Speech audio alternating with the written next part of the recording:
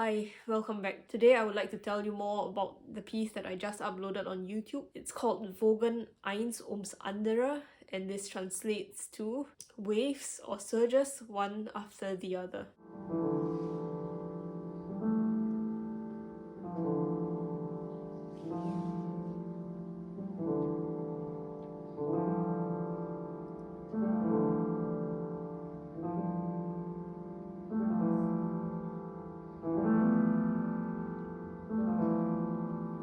This piece was a commission by the Ensemble Ö from Switzerland, and we performed it in Zurich, Basel, and Chur last year.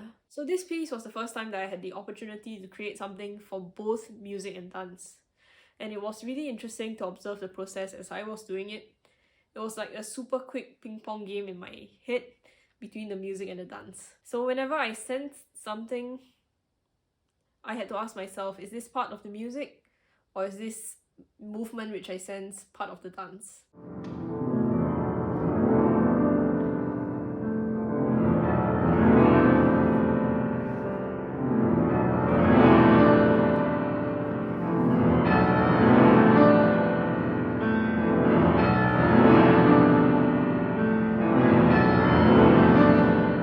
For those who don't know, I'm actually a dancer as well. I've been dancing from the age of 3. I started with classical ballet and it has accompanied me ever since.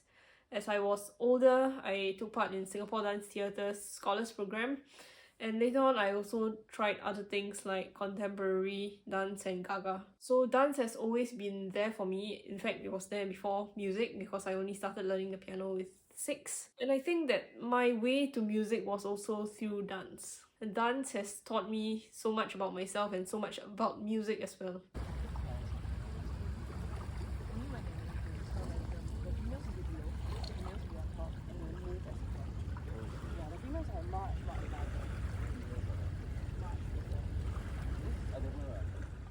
I believe that this piece has a lot to do with the sea. I wrote this piece last summer, and then I was at the sea 3 times. Once in Greece, once in Singapore, and once in France, in Saint-Jean-de-Luz. And the 3 seas are really, really different. So the interesting thing here about the sea and me is that I can't swim. I have never really been able to swim. I was always scared of the pool of water when I was a kid, because although the pool was short, I was even shorter.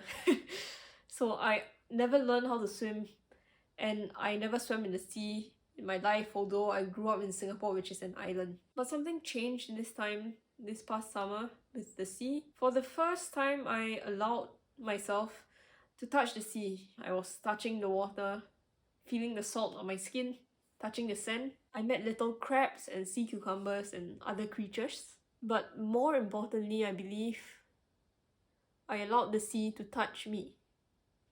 Not just in my hands and in my feet, but I allowed the sea to touch me here. The sea has its own vigor and mind.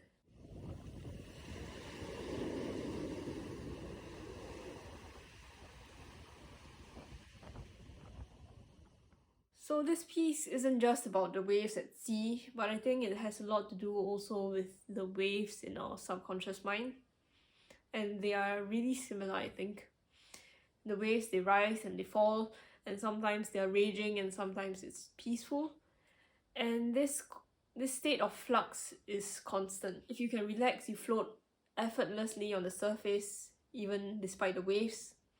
But if you struggle and if you fight against the waves, then you'll sink immediately.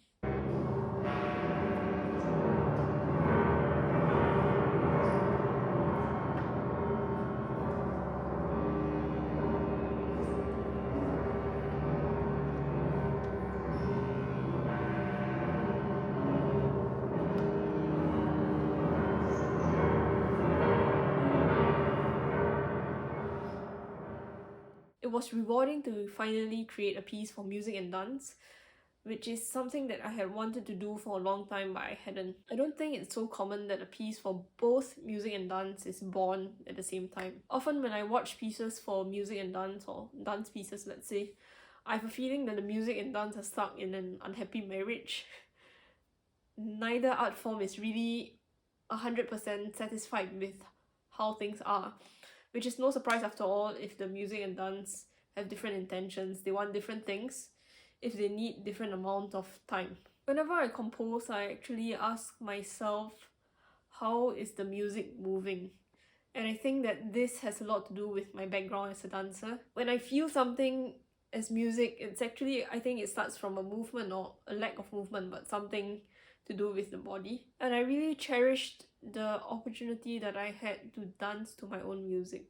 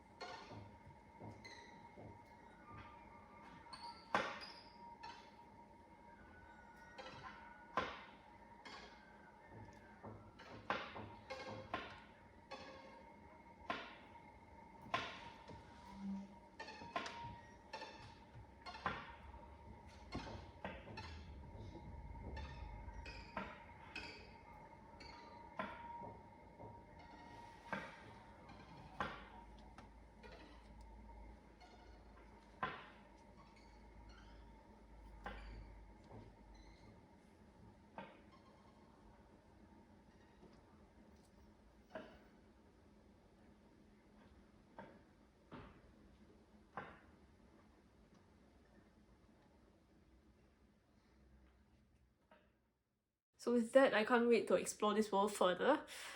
I'm currently working on the next piece. It is a big piece for music and for dance. Let's see how it turns out. So thanks for watching. Let me know what you think in the comments, and I'll see you soon.